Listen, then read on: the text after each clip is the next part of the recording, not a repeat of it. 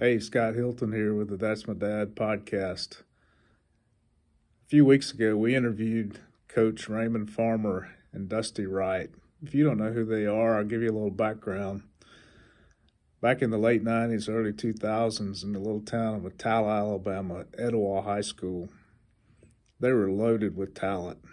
Etowah's always had lots of athletic talent. Names that you'd recognize like Patrick Nix and Freddie Kitchens, Carnell Williams, and the list could go on and on and on. But Coach Farmer had one little boy that he reached out to and took him in to be his own son, really. It was a kid named Dusty Wright. Dusty's dad was never around. He was fatherless, basically. And Dusty was born with cerebral palsy. But Coach Farmer took him in and treated him just like all the athletes, with no concern for whether or not Dusty could score a touchdown or catch a pass. Dusty couldn't even put a pair of shoulder pads on. This is a story that I think every coach in America needs to see, because sometimes coaches need to be reminded of their first love, and that is to invest in the lives of young men. So I hope you enjoy the second part of the episode. We recorded for about 2 hours. We had to reduce it down to 2 25-minute sessions. We left out a lot of good stuff. We'll catch that up somewhere else. But enjoy the second half of Coach Raymond Farmer and Dusty Wright. So you've been working for the city 21 years. 21 years. And part of your job is to help people with disabilities. I did that for 18 and a half years. I was in therapeutic recreation. Enjoyed it, loved my coworkers. We was close. We would work with some of the schools. We would have activities from, bowling to bingo to giving them parties, whether it was a Christmas party or, 4th of July cookout. But I did that for 18 and a half years. You've been doing something else for the last 21 years. And I had to bring you father figure. He's just as good as daddy to you, ain't he? He is. He is the closest to daddy than I ever had. So I've been excited about having Coach Farmer here. I had a lot of guys played for Coach Farmer. We watched you, as my wife was telling you before we came in. She was a huge football fan, still is. But, Coach, you did something that a lot of people don't know about. I didn't know about this. But when Dusty's career was over, you didn't put him out to pasture. You continued to be a father figure to him. And this is one of our highlights is going to eat every. This is incredible. I want people to hear this. And going to eat every. We've gone to eat probably 95% of the Fridays, 95%, or whenever he can get off, and it's just it's fun going out with him. You get food slung on you once in a while. You do. I like to throw a hamburger steak with ketchup sometime, but it'll be all right. But we go right now. We go to a restaurant in Springville. Not Springville, Whitney Junction. But Dusty's, I have no problems when I get around Dusty. I have no problems. You learn to appreciate your own self by seeing how he appreciates and do what he's done, and you've spoke of it. He's successful beyond measure with his disabilities, but that never did bother him. And I tell him all the time, I said, man, one of these days you're going to own 20 or 30 real estate houses. You just getting started. 21 years you've been taking Dusty every Friday. Just about. We hadn't missed unless he was teaching or coaching at a private school. Wow, that's incredible. Because I see so many times with athletes and coaches that they're good until their athletic value is over. And Coach, I just got to tell you, I admire so much that you had some phenomenal athletes. Oh, I'm going to ask you as good as anybody could ever want to have. And I have to think you could call any of those guys and say, hey, let's go to lunch on Friday. And you chose Dusty because you saw something. What'd you see special in Dusty from the beginning?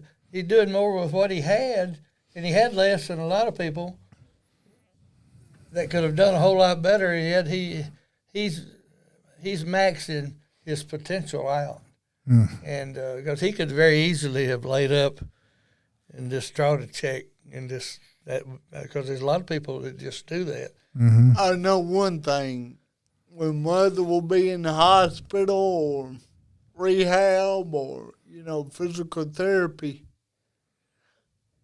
call Coach. Hey, Coach, I need a favor. I need you to come shave my face. And he has come to shave my face 2-3 times a week before.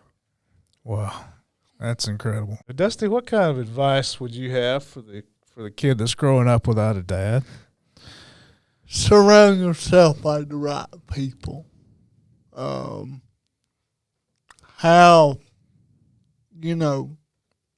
the right thing. Keep up in school. Don't get into the wrong crowd. Because it's like me. I mean, I could have went either way because I was fatherless. So just surround yourself by the right people. That's great advice. There's a lot of people that we wanted to pay tribute to. We're gonna miss somebody, but you named several people, and I'll just call their name right quick so we get ready to wrap up. Your mom. My mom is awesome. My mom has always been supportive to me. And we do make a great team. And we have a good life. We have had our disagreements. We have had our, every 6 months, one argument. But we go to the beach once a year. Tell that story. This is this story of the guy he meets in the airport. So Mom and I was in the airport about to fly to Tampa. And our plane was delayed. And there was this guy. I was sitting there on the laptop. And there was the guy just walking around me. I mean, nice guy, not, dressed up. And he said, excuse me, do you have cerebral palsy? I was like, yes, I do. He said, well, I have a nephew that has it.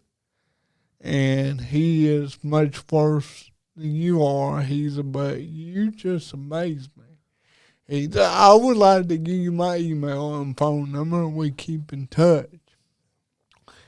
Well, that was in the summertime, and I went to an Alabama-Arkansas game, and I was in the quad tailgating with friends, and next thing I know, I hear Dusty Wright. Well, it's that guy. He was like, come on over, hang out with us. So I went and hung out with them some, and this guy is very successful in real estate. Big time, multi-million. Very successful. And so maybe about that next spring, I messaged him. I was like, Jeff, I know you got connections with the condo. I was like, I really can't afford to pay the full rate, but you can find me a deal. I would love to go because I am a beach person. He was like, let me get back to you. I was like, all right. So about 3 weeks later, I got a message saying, I'm booked for an entire week in August for 7 days at the Phoenix 6, Phoenix 7 in Orange Beach. I was like, whoa, wait a minute. I can't afford this. He was like, no, it's taken care of. Wow. And let me tell you, for the past 11 years, I have went to the beach on him. Wow. You know what? It's because he saw what I see in you. And it's something that I hope a lot of people see. Because I've said this already, but we're sick and tired of people being victims. We're sick and tired of people fussing about their disabilities and looking for somebody to blame. Right. It's time that the world starts making heroes of you, Dusty. There's some guys here, Mr. Young, Mr. Carden, Coach Hill, Coach Harris, Coach Edge, Coach Pierce. All those guys invested you, the Carters, Sandy Battles. Let me add one more to that. Heath Harmon, who is principal now at Oxford High School. All right. He was at Etowah, and he really took me under his wing outside of football. He was, and after he left, him and his wife would come get me for the weekend, and I would stay with them, and, they would just treat me to a steak and just treated me like family. But he is now the principal at Oxford High School. Dusty, you told me that your Uncle Tal had a big impact on you. You told me that he led you to Christ. He did. And that he helped you find forgiveness for your birth father. Tell us about that. My Uncle Talman Joe, and he goes by Tal, but he is probably one of the best men I've ever known. And, he lives in Tampa, so they're distant between us. But when I was a teenager, I just had a lot of hatred toward my dad. Like, how can you do this? How can you walk out on your son and not take responsibility for, for the child that you have? And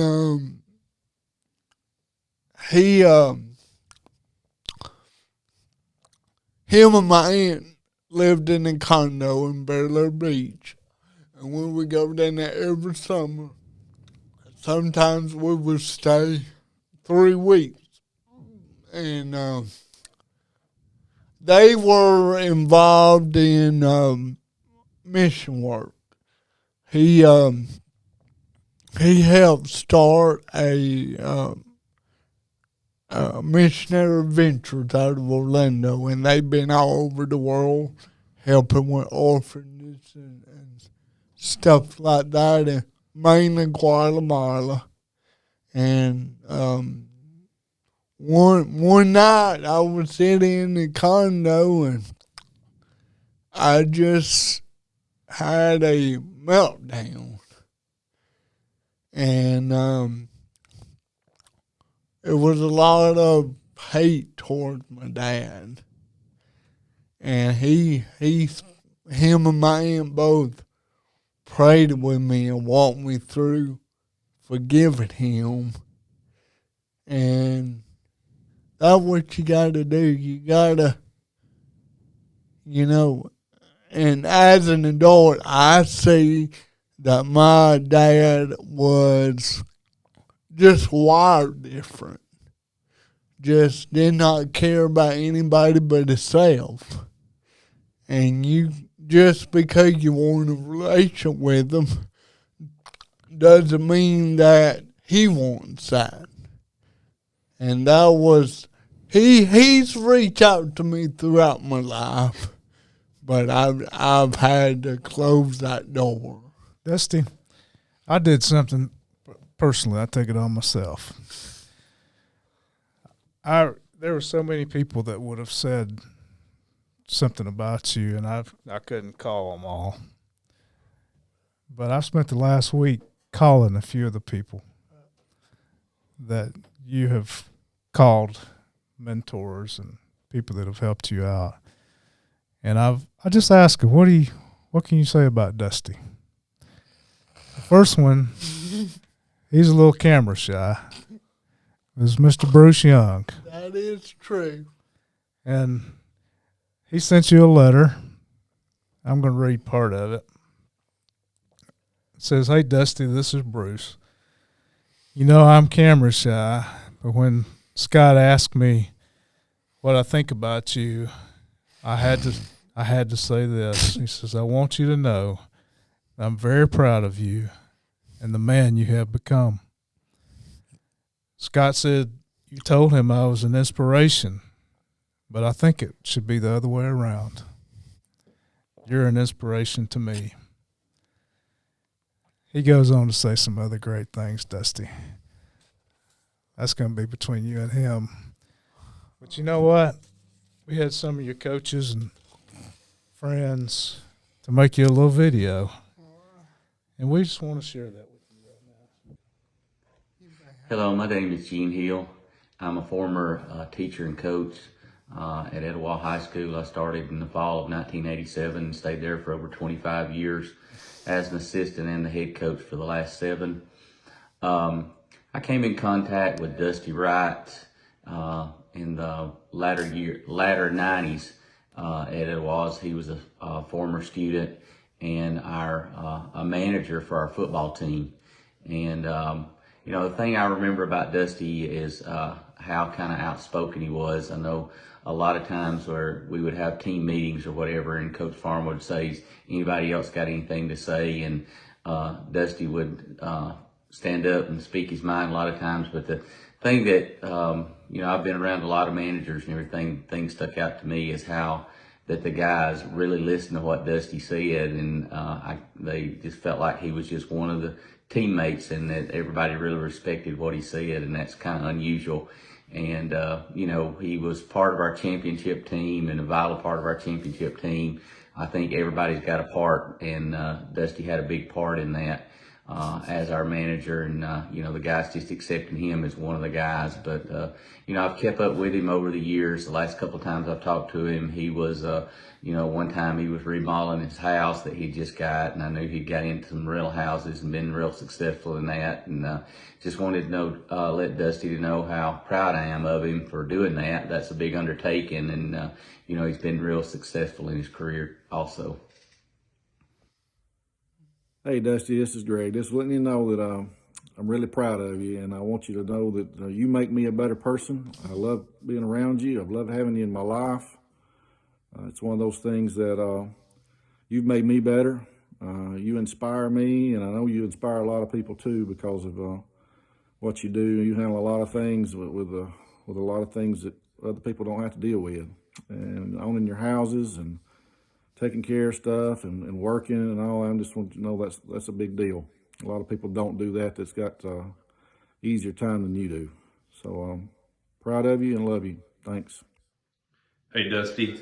It's Coach Harris, Ty Harris. Just was thinking some stories about you. I remember the first time I met you when you were a junior at Etowah High School, and I was coming to coach for the first time ever. And just how inspired I was by you and your never quit attitude. You had a disability, which you turned into a great ability, and you've become a very prosperous businessman, and you never let anything get you down. And that's what always encouraged me about you, is you always found the good in people, and you always made little things into great things, and you made me a better person. So just want to tell you on this day, congratulations. I'm proud of you. I'm proud to know you. And you're a great manager. You're a great worker, and you're a great businessman. Just keep the Lord first in your life, and everything will continue to get better. And one other thing is you take care of your mother, and that's the sign of a good man. Hi, Dusty. This is Coach Carden. I'm honored to be here on this special day to honor you and to be a small part of everything that you've accomplished. We've been friends for over 25 years now, and I've watched you grow and mature from a middle school student to now and a grown adult with a great job and many things going for you. And I always felt that you would overcome any challenges that you ever faced. And certainly we know that you faced challenges. You've admitted those, and certainly we know about that. Just think, if you had not overcome those challenges, Dusty, you could still be sitting there in the middle school lunchroom with your finger stuck in the lunchroom table. But I'll let you explain that to the people. But that would not have been good, because you wouldn't have been able to make it to my classroom to get my computers going for the next class.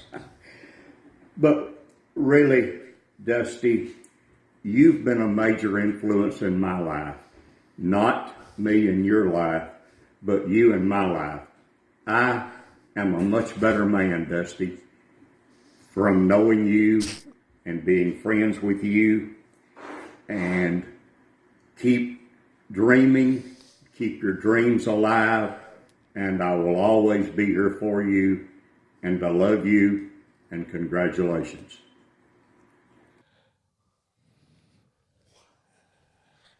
Oh,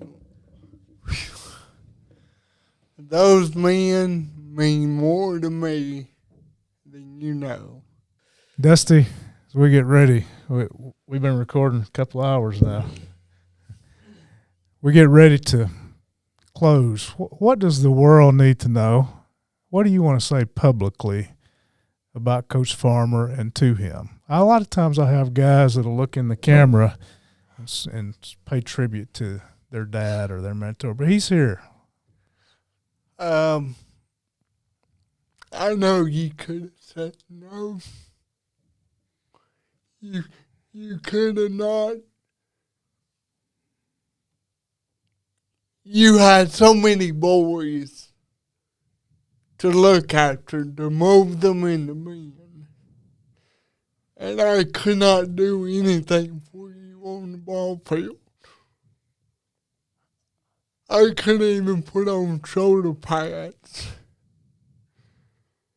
And you said yes. And because of you is what I am today. You are my earthly father, and I love you so much. And I think about all the investment time you have spent with me, because you was a dad that you did not have to be.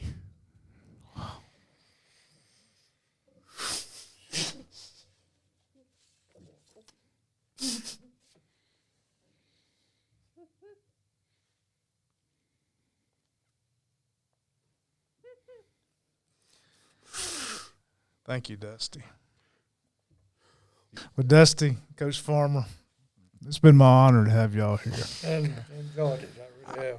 I have to thank you so much. It's my pleasure. My pleasure. I don't think I have anything else to say. You're going to inspire somebody, both of you.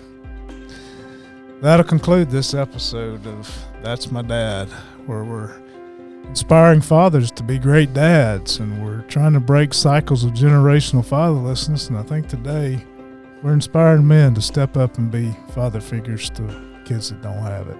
Thanks for joining us. We'll see you next week.